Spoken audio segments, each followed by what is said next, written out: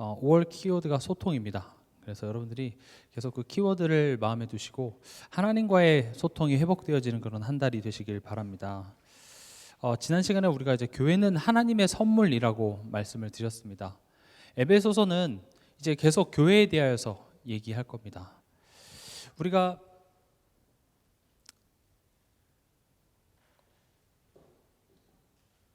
신자라고 했을 때요, 신자가 뭘까요? 그냥 한자 그대로 하면 믿는 사람이 되겠죠. 우리가 교회에 다니는 자 또는 예수님 믿는 자. 근데 이제 예수님 믿는 것도 종교로서 믿는 게 있고 복음으로서 믿는 게 있죠. 종교로서 예수를 믿는 건 어떤 의미가 될까요? 그 목적이 복받기 위함이겠죠. 그러나 이 복음으로서 예수를 믿는다는 것은 무슨 말일까요? 죄와 사단에서 해방되어 하나님의 영광에 이르기 위한 것이 목적이 되는 것입니다. 로마서 3장 23절에 모든 사람이 죄를 범하였음에 하나님의 영광에 이르지 못하더니, 더 쉽게 얘기하면 하나님께서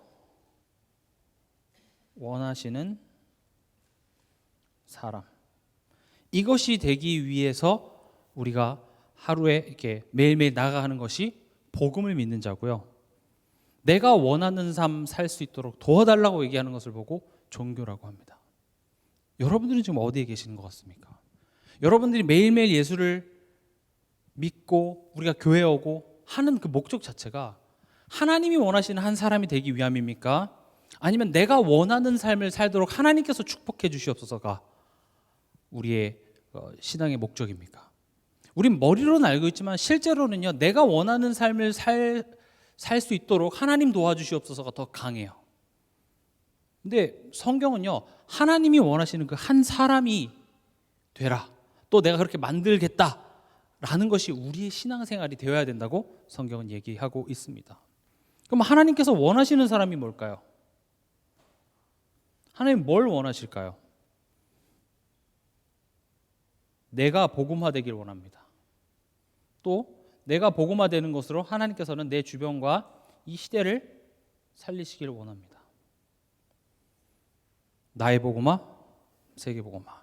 이게 올해 우리의 키워드입니다. 이게 자람이고요, 이게 전함입니다. 그래서 계속 이 부분을 강조할 수밖에 없습니다. 나의 자라나는 것으로 또 다른 사람이 살아나는 것. 우리는 신자입니다. 신자라는 것은 하나님이 원하시는 한 사람으로 내가 점점 되어가는 것이죠.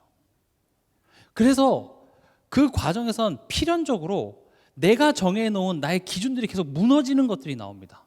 왜냐, 하나님이 원하시는 사람, 하나님이 원하시는 삶, 하나님이 원하시는 그런 기준들을 하나님께서는 세우기를 원하는데, 여전히 내가 원하는 것, 나의 기준 계속 그게 나에게 도움이 되면 하나님이 그렇게 하라고도 하겠지만 그게 도움이 되지도 않는데 우리는 그걸 계속 붙잡고 그렇게 살아가려고 하니까 하나님께서는 개입하셔서 그것을 자꾸 무너뜨리려고 합니다. 그래서 내가 원하는 삶 살도록 도와주시는 하나님, 종교입니다. 하나님이 원하시는 한 사람이 되는 여정, 복음입니다. 여러분들은 지금 그 여정을 가고 있습니까? 그래서 정말 좋은 말씀일수록 나의 원함과 말씀이 자꾸 부딪히는 것 좋은 겁니다. 성경에 보면 말씀이 선포되어졌을 때 두 가지 반응이 나타나죠. 다 이렇게 마음이 찔려서 한 부류는요, 회개하고 어떻게 해야 구원을 받을 수 있습니까? 했던 부류와 이를 갈면서 돌을 던졌던 그 두 가지 부류가 있습니다. 사도행전에도 보면 사도들이나 훌륭한 제자들 또한도 말씀 앞에서 나의 원함, 나의 기준, 내가 지금까지 해왔던 관습들이 이 하나님의 말씀 앞에 계속 도전을 받습니다. 그래서 결국 어떻게 됩니까? 하나님이 원하시는 한 사람이 됩니다. 사람 되는 여러분들은 무엇을 소원하십니까? 하나님이 원하시는 한 사람 되는 그 축복 누리시기 바랍니다. 우리가 죄인 되었는데 하나님께서는 하나님 자녀로 삼아주셨어요. 하나님 원하시는 한 사람이에요. 근데 거기서 머무는 게 아니라 이제는 우리 안에 이 그리스도의 사랑으로 충만하게 채워서 그것으로 우리가 기뻐하고 평안한 한 사람으로 하나님께서 만들어내고자 하는 거예요. 그래서 그 넘치는 것으로 우리 삶 속에 말하지 않고는 견딜 수 없는 전도자 한 사람 되는 것. 하나님 그렇게 지금 우리 이끌어 가고 있는데 세상이 어떤 사람이 방해하는 것이 아니라 사실은 나의 기준들이, 나의 원함이 거기에 큰 방해가 되고 있기 때문에 하나님께서는 이것을 이렇게 치유해 나가시는 것입니다. 오늘 본론으로요. 신자는 거듭난 자입니다. 거듭났다라는 건 무슨 말이죠? 새롭게 다시 태어난 거죠. 그래서요, 모든 신자는요, 영적 어린 아이로 시작을 합니다. 이건 예외가 없습니다. 모든 사람은 예수 그리스도를 영접하는 그 순간 다시 태어납니다. 그리고 영적 어린 아이로서 이제 시작이 돼요. 뭐 훌륭한 메신저라든지 그런 사람들은 어른으로 태어난 게 아니라 모두 다 그 시작은 영적 어린 아이에서부터 시작을 합니다. 그리고요, 그 성장을 어디에서 이루시냐? 교회에서 이루십니다. 교회를 통하여서 교회 안에서 성장하도록. 이 교회가 우리에게 뭐죠? 우리의 가정, 또 우리 교회 공동체가 될 수가 있겠죠. 다시 말하면 우리의 삶입니다. 우리의 현실이죠. 하나님의 자녀가 됐어요. 그러면 모든 세상 사람들이 나에게 호의적이고 나를 힘들게 하는 모든 상황이 없어졌으면 좋겠는데 내가 교회에서 열심히 해도 그게 보상이 안 되는 것 같은 현실 속에 그대로 살아가요. 내가 뜨겁게 철학 기도를 하고 오면 내 남편이 꺾여져 있고 문제가 해결돼야 되는데 여전히 기세가 등등해서 나를 핍박하는 그런 현실 속에 하나님께서는 우리를 심으셨다고요. 왜냐? 거기서 우리를 자라나게 하시겠다고 얘기합니다. 그래서 교회 했을 때 여러분들이 떠올리시는 것은 이 동산교회만이 아니라 나의 삶이 교회예요. 그리고 여기에서 어떻게 하시냐면 우리에게 직분을 주십니다. 다시 말하면 우리의 역할을 주세요. 이 역할을 통하여서 봉사의 일을 하게 하시죠. 그러니까 우리를 구원하셔서 이제 영적 어린아이가 된 거예요. 그걸 자라나게 하시기 위해서 교회 가운데 우리를 심으십니다. 그리고 거기에서 각자에게 역할을 줬어요. 오늘 우리가 읽었던 본문처럼 11절에 어떤 사람은 사도로, 어떤 사람은 선지자로, 어떤 사람은 복음 전하는 자로, 어떤 사람은 목사와 교사로.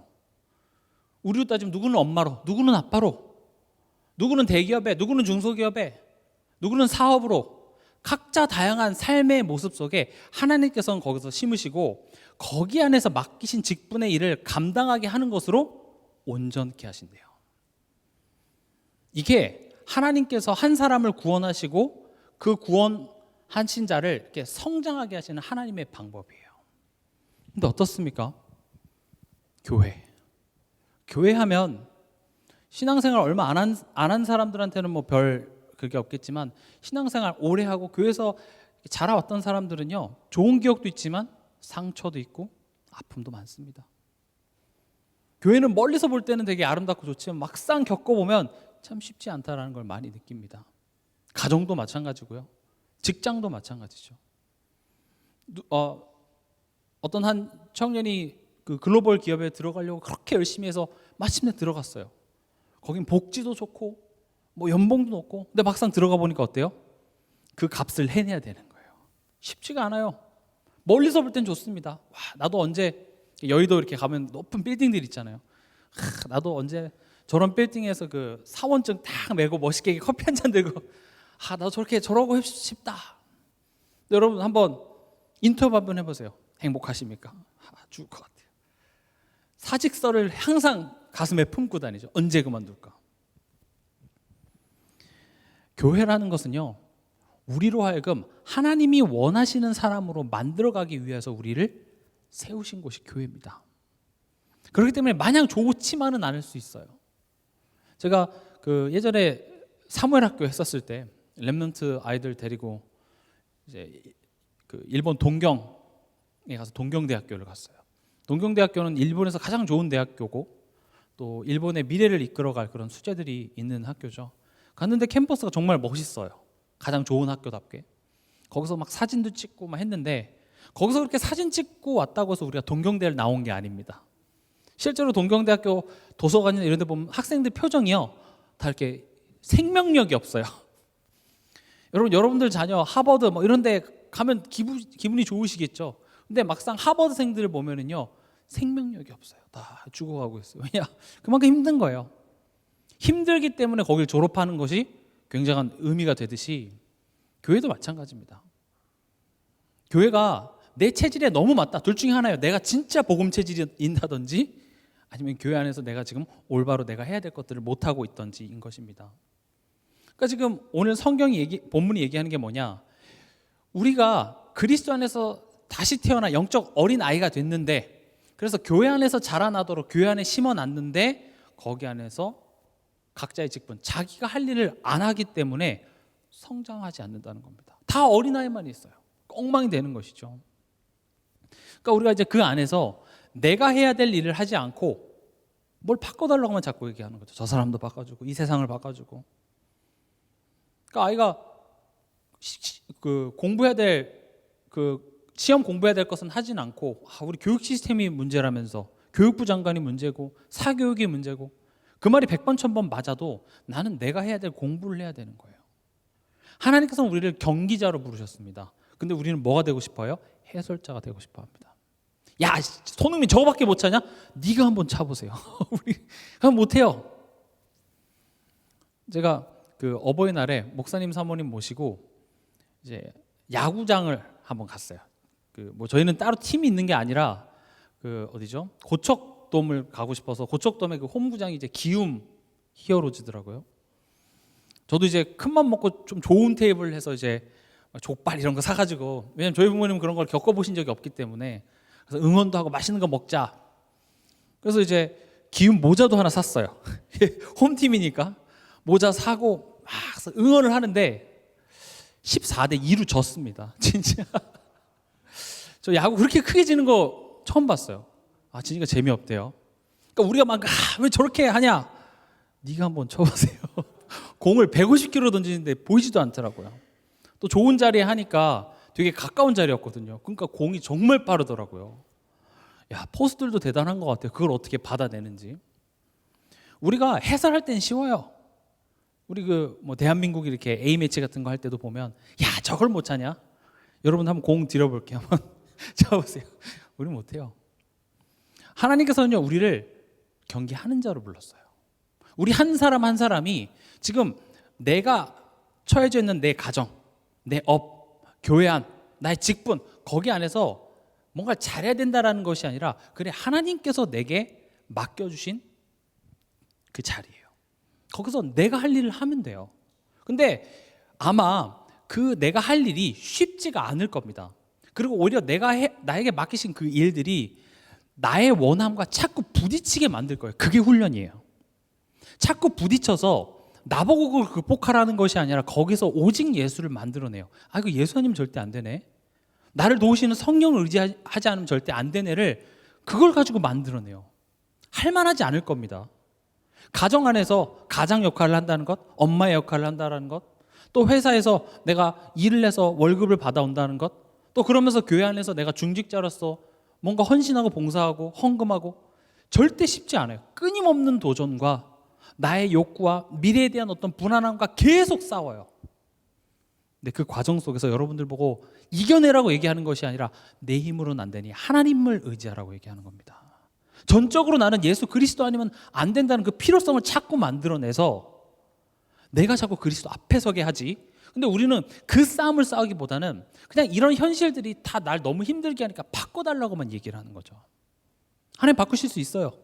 그러나 하나님이 애초에 여러분들을 부르신 것은 영적 어린아이가 아니라 그리스도의 장성한 분량까지 이르러 내 안에 넘치는 그 기쁨과 감사를 내 주변 사람들에게 전달하는 전도자로 하나님께서 여러분들을 부르셨기 때문에 교회 안에서 힘듭니다. 힘내십시오. 그래서 우리가 함께 같이 가는 겁니다. 서로를 격려하고, 비판하지 말라라는 것이 잘못된 걸 무조건 덮어주라는 말이 아니라, 우리 모두 다 사실은 실수할 수 있고 부족한 부분이 있기 때문에 같이 격려해서 같이 살리는 일들을 하자라는 것입니다. 그래서 항상 우리는 나를 이끄시는 하나님의 나를 향한 메시지를 듣는 게 되게 중요합니다. 어떤 사건이 벌어졌을 때 이 상황이 문제일 수도 있고 저 사람 잘못일 수도 있지만 이 상황을 통해서 하나님이 지금 내게 주시는 메시지가 반드시 있습니다. 우리가 성경을 보시면 잘 아시다시피 뭐 예를 들어서 요셉 같은 경우도 요셉이 불신자로 살다가 감옥에 가서 하나님을 만났더니 국무총리가 됐다. 이런 스토리면 되게 이해하기 쉬워요. 근데 스토리 시작이 애초에 요셉은 하나님의 사람으로 시작을 해요. 그렇죠? 불신자 6가지 상태 속에 있다가 하나님 만나서 국무총리가 되고 삶이 윤택해진 스토리가 아니라 하나님 자녀로서 삶이 시작이 되는데 형들이 자기를 죽이려고 해요. 억울한 상황을 계속 맞이해요. 노예로 팔려가고 감옥에 가요.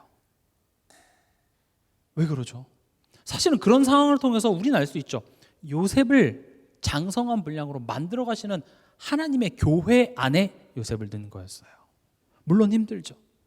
그러나 요셉이 그 안에서 장성한 분량에 이르자 나를 힘들게 했던 모든 상황은 결국 나를 힘들게 하는 거에 목적이 있었던 게 아니라 나를 세우는 것에 목적이 있었기 때문에 내가 이제 크니까 이제 그게 더 이상 있을 필요가 있을까요? 없을까요? 없어요. 그래서 그걸 축복으로 바꿔버려요. 내 가정에 나를 핍박하는 남편, 나를 속상하게 만드는 나의 자녀, 여러 가지 경제 상황, 하나님은 그거 단번에 바꿔주실 수 있으나 우리가 관점을 다르게 보자고요. 그 교회 안에 나를 세우셨어요. 그럼 거기 안에서 나를 향한 하나님의 메시지를 내가 붙잡고 거기 안에서 내가 성장을 거두면 그것이 감옥에서 억울함을 풀고 나가는 정도가 아니라 우리가 상상하지 못했던 국무총리라는 자리를 만들어요. 요셉이 상상이나 할 수 있었겠습니까? 못해요. 그래서 우리는 항상 우리 삶 속에 문제와 사건이 생겼을 때마다 나를 향한 하나님의 메시지를 우리 항상 하나님께 질문하고 강단 말씀 속에서 그것을 찾는 훈련이 돼야 됩니다. 근데 우리 체질이 그거보다는 이 자잘못을 가리는 것이 먼저 돼요. 네가 원인 제공이 있잖아. 아니면 내가 잘못했다든지. 그래서 제가 금요치유전도학교 때도 들었던 예화인데 그 까나리 액젓이 가득 든 컵을 들고 가다가 누군가 부딪혔어요. 그래서 까나리 액젓이 쏟아졌어요. 그럼 왜 쏟아졌을까요? 그럼 우리들의 대답은 뭐예요? 저 사람이랑 부딪혀서 쏟아졌다. 또는 내가 부주의했고 내가 거기에 뭐 컵 뚜껑을 안 닫아서 쏟아졌다. 당연히 할 수 있는 대답이죠. 그러나 성경은 뭐라고 얘기하고 있냐? 지금 까나리 액젓이 그 컵에 들어있었기 때문에 까나리 액젓이 나와. 그럼 뭘 얘기하는 거죠? 네 속에 있는 게 나오는 거야. 하나님께서는 교회라는 것을 통하여서 지금 내 속에 있을 필요 없는 것들이 있다라는 사실을 우리로 하여금 인지하게 하시고 그것들을 그리스도의 충만한 것, 그리스도의 향기 나는 것으로 가득 채우라고 말씀하십니다. 그럼 누군가와 부닥쳐도 그리스도의 향기가 묻어나요. 내가 실수로 넘어져도 그 자리에 그리스도의 향기가 가득 찬다고요. 그게 하나님이 우리를 이끄시고자 하는 목적지의 모습입니다. 난 지금 그렇게 안 되는데요. 당연히 그렇게 안 되죠. 이론적으로야 믿으면 되죠. 그러나 그 믿음이라는 것이 하나님이 우리를 구원하실 때처럼 강권적으로 은혜로 주시는 그런 믿음의 차원이 아니라 우리로 하여금 그것을 깨달아 알게 하는 그런 시간 속에서 우리를 한 단계씩 한 단계씩 하나님께서 만들어 가신다라고 제가 자신 있게 얘기할 수 있는 이유가 뭡니까? 성경의 인물들을 하나님께서 다 그렇게 하셨잖아요. 단계별로 성장케 하셨죠. 그 인생을 통하여서. 그래서 내가 지금 좀 부족하다고 낙심할 것도 아닙니다. 그러나 우리는 항상 우리가 지금 어디로 가고 있는지 그 방향을 우리가 기억해야 되는 것입니다. 그래서 교회 안에 우리를 세우셔서 우리를 자라게 하시는데 13절에 보면 우리가 다 하나님의 아들을 믿는 것과 아는 일에 하나가 되어 온전한 사람을 이루어 이렇게 되어 있습니다. 믿는 것과 아는 일이죠. 이것으로 온전한 사람을 이루겠대요. 지금 재밌는 것은 성경을 이 두 가지를 구분하고 있다는 겁니다. 믿는 것과 아는 것. 믿는 게 아는 거고 아는 게 믿는 거 아닙니까? 성경 것을 구분하고 있습니다. 애초에 믿음이라는 건 뭐죠? 에베소서 2장 8절에서 9절 우리 한번 같이 읽어보도록 하겠습니다.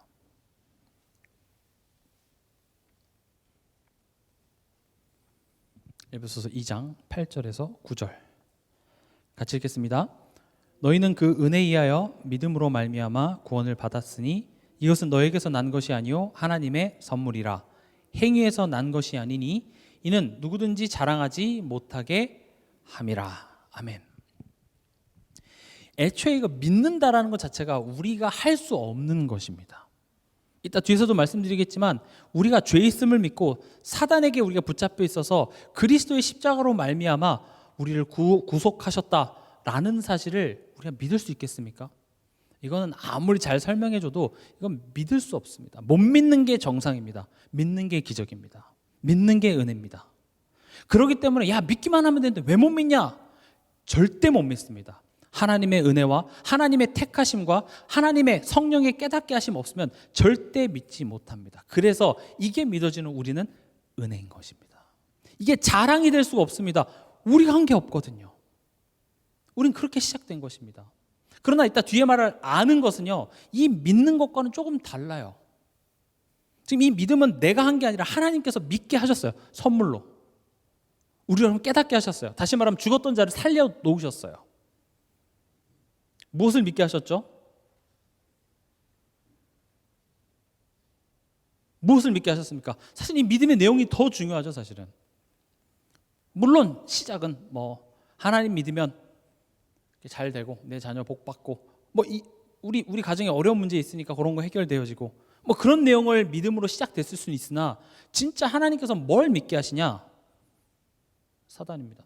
사단을 믿으라는 게 아니라 사단이 존재하며 사단이 거짓말로 인간과 하나님과의 그 사이를 이간질시켜서 인간으로 하여금 죄를 짓게 했다라는 것입니다.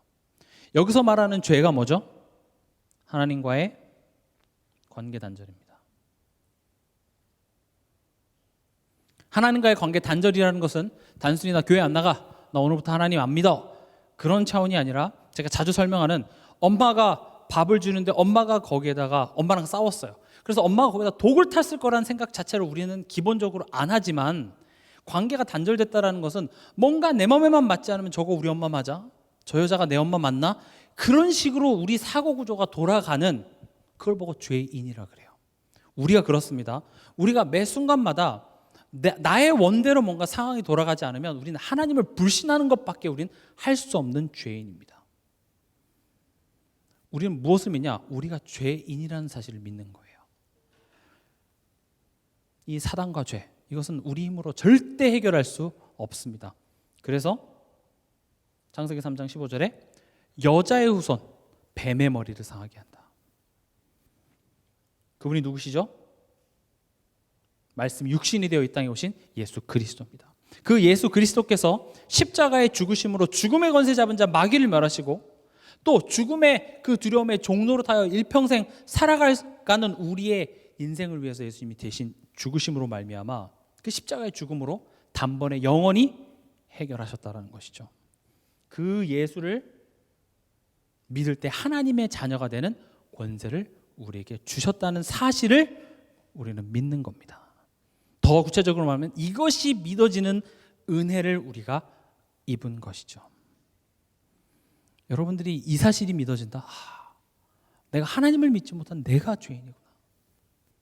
사단이 계속 우는 사자와 같이 나에게 하나님에 대하여 오해하는 그 거짓말을 자꾸 그렇게 주고 활동하고 있다는 사실. 그러나 그리스도의 그 생명 안에 있는 나를 절대 건드릴 수 없구나.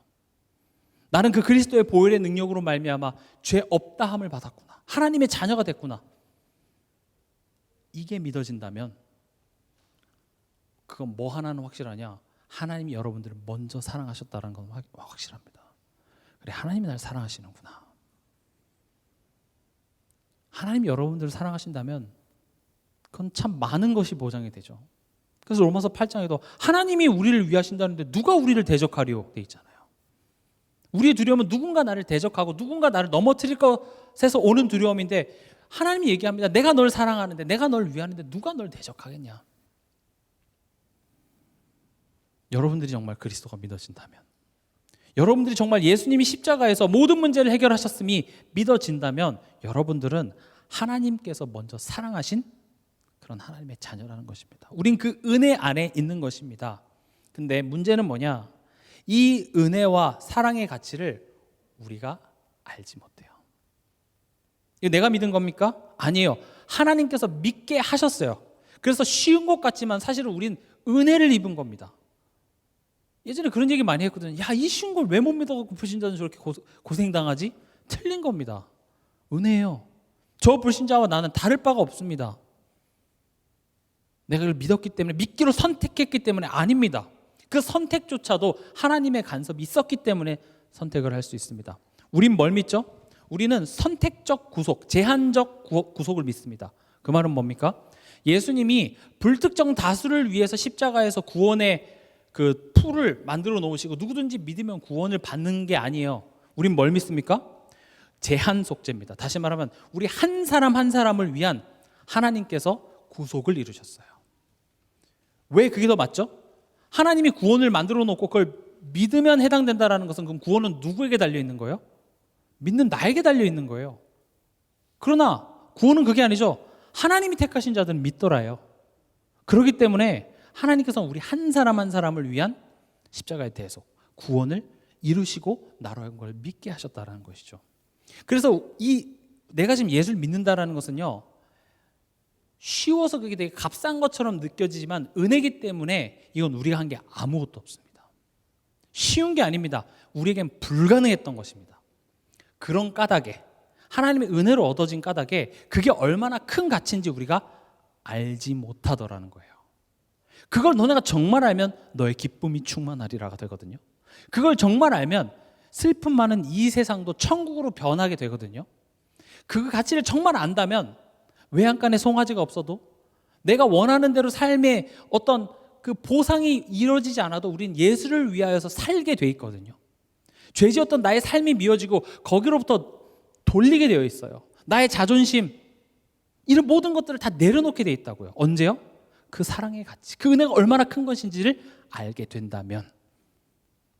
근데 우리는 그걸 알지 못하기 때문에 여전히 옛날의 기준 안에 묶여 있다라는 것이죠. 그래서 하나님께서는 애초에 우리를 구원해 놓고 이제 그것을 알게 하시는 것입니다. 그게 아는 일입니다. 안다라는 것은 우리로 하여금 인지하게 하시는 거죠. 내가 이거를 모른다고 해서 하나님의 사랑이 끝나는 건 아닙니다.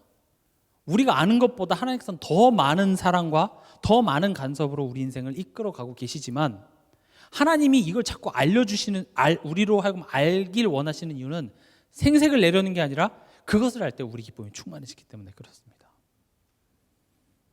그래서 이 아는 일이라는 것은 우리들에게 개인적으로 부어주시는 하나님의 사랑, 그리스도의 그 사랑에 대한 경험, 이런 것들이 이제 아는 일인 겁니다. 은혜로 알게 된 복음과 그것이 내 삶 속에서 내게 개인적으로 체험되어지고 확신되어지는 것, 그것을 구분해 놓고 있습니다. 그것을 어디서 한다고요? 교회에서요. 이 교회를 통하여서 알게 하십니다. 나를 알게 하시고요, 성삼위 하나님을 알게 하십니다. 어떤 납니까?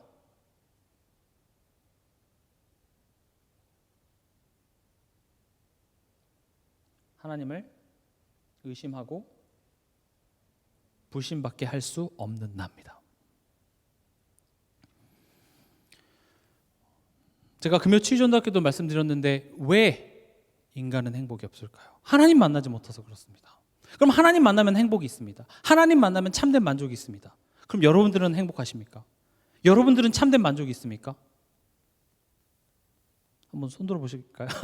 나는 참된 만족이 있습니다. 아마 많이 못 들 겁니다. 저도 솔직히 말해서 하나님 만난 나는 정말 참된 만족이 있고 행복이 있다? 솔직히 말 못하겠습니다. 그렇지 않나요? 만족하세요, 여러분? 그럼 하나님 만났는데 왜 나는 만족이 없냐는 거죠. 그럼 하나님을 만났다라는 개념이, 내가 영접했어, 하나님 자녀 됐어, 그 차원보다 더 깊은 내용을 다루고 있어요. 만났다라는 건 뭐죠? 관계 회복이에요. 하나님을 내가 정말 알고 누리는 거예요. 원래 인간의 모습이 뭐죠? 하나님을 신뢰하고 그 하나님의 말씀에 기뻐히 순종했어요. 왜냐? 그 하나님은 나에게 가장 좋은 하나님이기 때문에. 하나님은 내게 가장 좋은 것을 주시는 하나님이라는 사실에 믿어 의심치 않기 때문에 그때는 행복이 있었어요. 근데 우리의 삶은 어떻습니까? 심지어 우리가 구원을 받았음에도 불구하고 우리가 안 좋은 일만 생기고 뭔가 내가 예상하지 못하는 일만 생기면 우리는요, 하나님을 의심하고 불신하는데, 하나님 안 계시잖아요 이렇게 얘기하지 않지만 이게 어떤 모양으로 나타납니까? 두려움, 걱정, 염려, 불안, 이런 증상이 나타나죠. 여러분 어떻습니까? 걱정 없으십니까? 염려 없으십니까? 다 있죠. 그냥 걱정하는가 보다가 아니라 걱정하는 것은 사실 여기서부터 비롯된 거예요. 보세요. 근데 더 문제는 뭐냐? 이 두려움과 걱정, 염려가 올 때 우리는 어떤 선택을 하냐면 다른 것을 의지합니다. 다른 것으로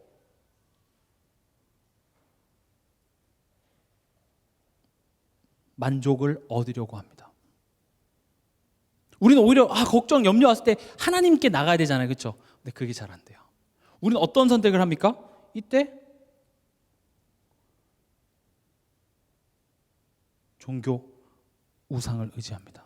종교, 점집을 찾아가고 불교 찾아가고 그것만 종교입니까? 아닙니다. 우리에게 돈이 될 수도 있고요, 친구가 될 수도 있고, 술, 담배, 요즘 마약도 있죠. 단순히 이걸 했냐 안 했냐가 중요한 게 아니라 내가 지금 나의 이 불안함, 나의 두려움이 이것으로 해결이 되지 않는데 난 이것을 의지하고 있어요. 여기 가정도 들어있습니다. 가정 안에 상처 왜 있죠? 우리 부모님이 나에게 있어서는 하나님이었어요. 근데 그 부모님이 나에겐 왜 상처가 되죠? 하나님을 대신할 수 없어요. 부부간의 관계 속에서도 결혼할 때는 저 사람이 나에게 가장 만족을 줄 거라고 생각했는데 만족이 됩니까? 살면 살수록 만족이 되질 않아요. 그래서 난 상처고 미운 거예요. 근데 미워하지 마시라고요. 왜냐? 그 상대방은 하나님을 대신할 수가 없어요. 인간은 하나님을 만나야 참된 만족이 있고 행복이 있는데, 심지어 우린 그걸 알아도 우리 삶 속에 두려움, 걱정, 염려, 불안이 오면 자연적으로 다른 것을 우리는 붙잡으려고 가고 있어요. 저 불신자 상태 얘기하는 거 아닙니다. 하나님을 참으로 누리지 못하는 모든 인간의 모습은 이렇게 될 수밖에 없어요. 불신자들은 애초에 하나님을 떠났기 때문에 말할 필요도 없고, 하나님께서 우리에게 찾아오셔서 자녀를 삼아 주셨는데 그 하나님을 내가 아버지로 누리지 못하면 반드시 이 상황으로 돌아가게 되어 있습니다. 그러니까 내가 이런 것들을 의지했는데 이게 만족이 안 되니까 이제 어떤 문제가 벌어지죠? 정신 문제가 오는 겁니다. 불안, 초조, 우울증, 공황장애. 이거 불신자 상태 6가지 아니에요. 신자에게도 얼마든지 불안, 초조, 우울, 공황, 가위 눌림 올 수 있습니다. 언제요? 내가 하나님을 누리지 못하면 올 수 있어요. 모든 인간은 하나님과의 관계가 회복되지 않으면 이렇게 될 수밖에 없습니다. 왜냐? 해결이 안 되는 거예요. 미치겠는 거예요. 내가 불안해요. 내가 어떤 생각에 사로잡혔어요. 그래서 돈만 있으면 될 것 같아. 그래서 우리는 기도합니다. 하나님, 돈을 주세요. 나 딴에는 하나님께 기도하는 거니까 하나님을 의지한다고 생각하지만 아닙니다. 돈을 얻기 위한 하나님은 하나의 수단일 뿐이지, 나는 지금 하나님을 바라보는 게 아니라 돈을 얻기 위한 수단으로 하나님을 의지하고 있다는 거죠. 그래서 항상 돈의 상처가 생기고요, 내 부모님의, 내 자녀에게 이런 것들을 해도 답이 되면 좋겠는데 일시적일 뿐이지 답이 안 되니까 이제 정신적으로 문제가 와요. 이게 또 어디로 이어집니까? 육신의 문제로 이어집니다. 이런 거에 가죠. 식습관이나 수면, 생활 패턴.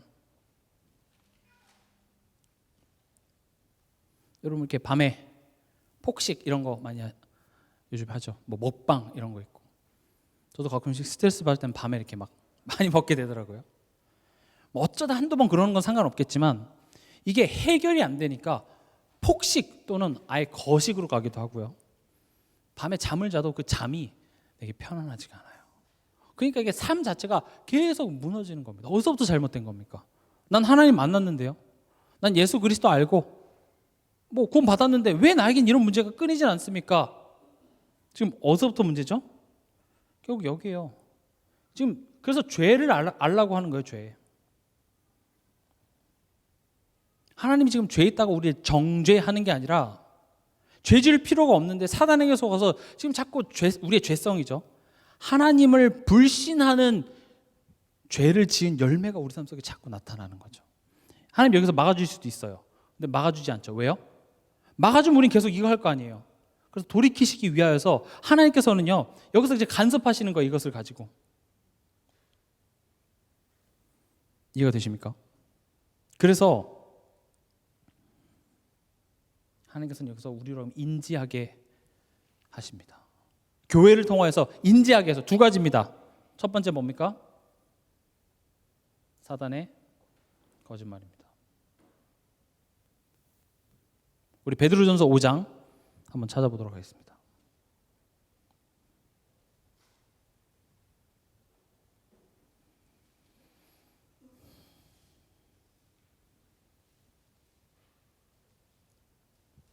베드로전서 5장 7절에서 8절 두 절 읽어보도록 하겠습니다. 같이 읽겠습니다. 너희 염려를 다 주께 맡기라. 이는 그가 너희를 돌보심이라. 근신하라 깨어라. 너희 대적 마귀가 우는 사자같이 두루다니며 삼킬 자를 찾나니. 지금 사단이 우리를 어떻게 삼키려고 하냐면 여러분들 진짜 이렇게 물려고 하는 게 아니라 뭐 여러분들 넘어지게 한다든지 다치게 한다든지 돈을 잃게 한다든지가 아니라 그가 우리를 돌보신다라는 사실을 불신하게 만드는 것이 사단의 거짓말입니다. 그래서 우리는 염려하는 겁니다. 보세요.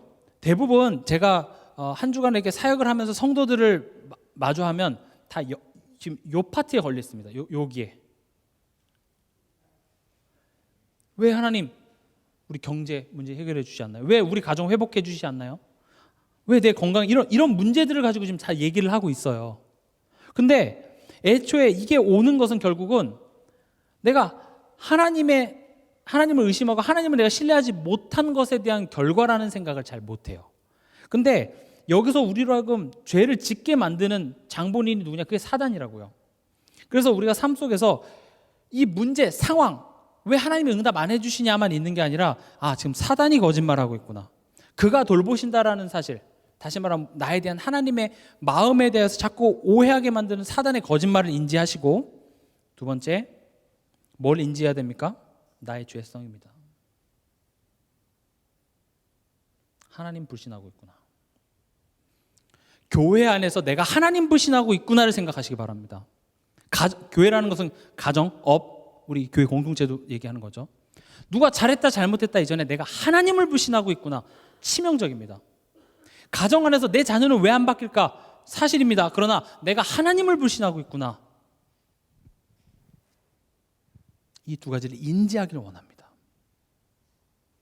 지금 하나님이 너 왜 그랬어? 벌 주려고 하는 게 아니라 이걸 인지해야 돼요. 하나님이 치유하시는 방법은요, 예를 들어서 이렇게 책상 아래가 어두워요. 그럼 하나님이 어떻게 하시냐? 이렇게 빛을 비춥니다. 이렇게 빛을 비춰서 자, 책상 아래 봐봐. 보니까 막 벌레 죽은 것들도 있고 막 지저분해요. 더럽네. 야, 더럽지. 어떻게 해야 되겠어? 치워야 되겠네요. 치워.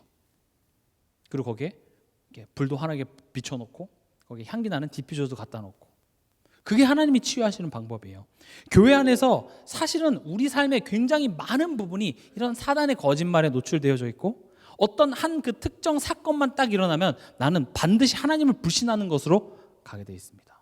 근데 이게 하나님 불신한 문제라고 보지 않고 왜 이런 걸 안 줘서 나를 만족스럽지 못하게 만드십니까? 로 이어지죠. 건강 문제 해결해 주세요. 건강 문제 해결하면 그게 만족이 됩니까? 안 돼요.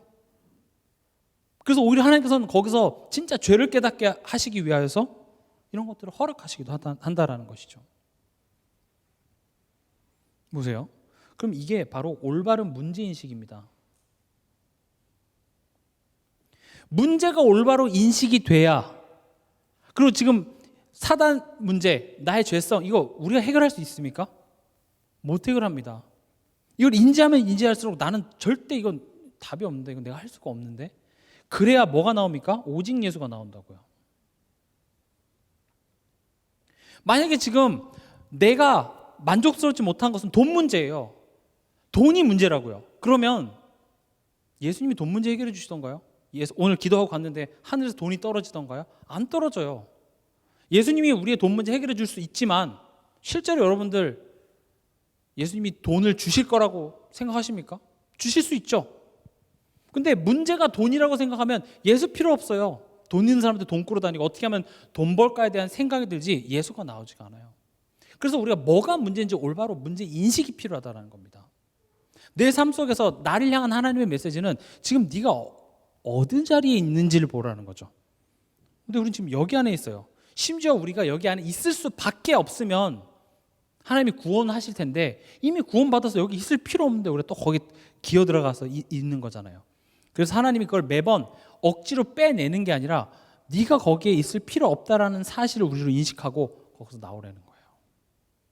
그게 말씀으로 우리 인격적으로 우리를 깨닫게 하신다는 것입니다. 말로만 오직 예수 해서 오직 예수가 만들어지는 것이 아니라 내가 예수의 가치를 더 알기 원합니다라고 해서 깨달아지는 게 아니라 진짜 필요성을, 그 문제의 인식을 내가 철저하게 내가 알면 알수록 나는 예수 아니면 안 되는구나가 되는 거예요. 오직 예수는 다른 게 필요 없다는 말이 아니라 아무리 생각해봐도 예수 아니면 다른 것으로 만족이 되지 않는다는 사실 앞에 내가 무릎을 꿇게 되는 것이죠. 교회 안에서 여러분들이 그래서 난 결국 예수구나, 이거 축복입니다. 그게 잘 깨닫고 있는 거예요. 내 힘으로 저 사람 바꿀 수 없어. 이 상황, 이 분위기 내가 뭘 어떻게 하겠어요. 근데 지금 저 사람이고 이 상황이 문제이기 전에 잠깐만, 내가 하나님을 불신하고 있잖아. 지금 사단이 지금 내 속에 그가 내 인생을 돌보신다라는 사실, 나를 위해 자기 아들을 아낌없이 내어주신 그 하나님의 사랑을 우린 자꾸 의심하고 있다라는 그 문제에 인식할 때, 그래서 나는 결국 그리스도구나, 예수께 의지하는 거예요. 우리가 읽었던 베드로전서 5장 7절에서 10절에 결국 믿음을 굳건히 하라 그랬습니다.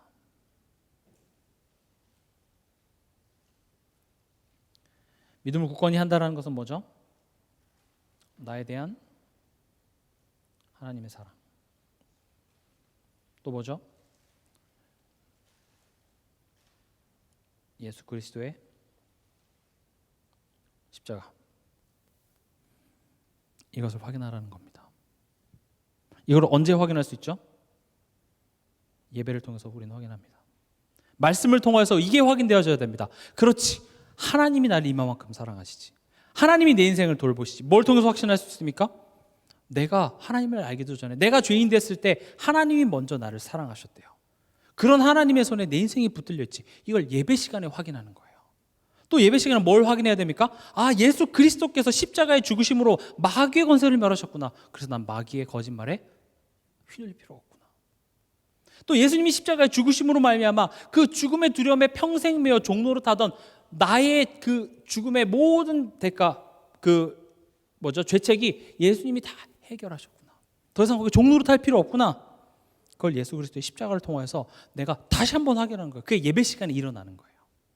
그래서 여러분들 일주일에 한 번만이라도 주일날 예배에 오셔서 이거 확인하시기 바랍니다.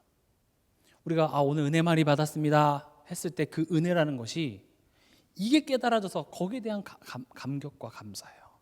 그렇지, 하나님의 은혜로 이 쓸데없는 자 왜 구속하여 주는지 난 알 수 없도다. 그게 내 마음에 부딪혀서 내가 그 하나님의 사랑을 가지고 내가 이번 한 주간 동안 또 살 힘을 얻는 것이죠.